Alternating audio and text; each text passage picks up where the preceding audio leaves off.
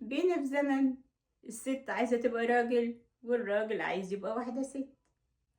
أنا من أسبوعين رحت محل ميك اب، المحل ده أنا عارفاه كل اللي جواه شغالين سيدات، وكل اللي داخلين هناك سيدات. ممكن واحد يبقى دخل مع مراته أو واحد دخل يشتري هدية، مش كتير الرجالة اللي بتدخل علشان هو محل ميك اب. وأنا داخلة لقيت واحد لابس لبس ست وبيقول لي هاو اي كان هيلب يو.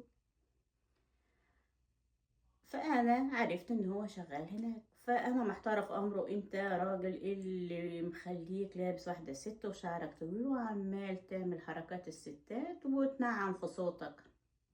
فأنا قلت له أنا عايزة إيه، فهو راح وراني الحاجة اللي أنا عايزاها، فأنا سألته سؤال عن الحاجة اللي أنا هجيبها، فراح قال لي أنا معرفش.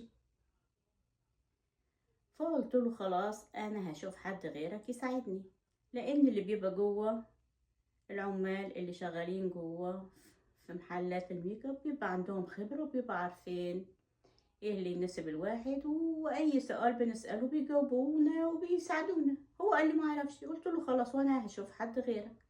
يروح هو باصص لي بصة مش حلوة. طيب انت قلبت واحدة ست رايح وما عندكش خبرة، رايح تشتغل في محل ميك اب ليه؟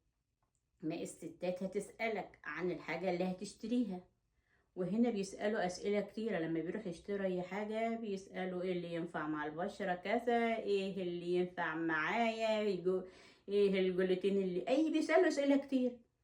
أنت قلبت واحدة ستة تروح تشتغل في محل ميك اب؟ ده احنا بقينا في زمن العجايب.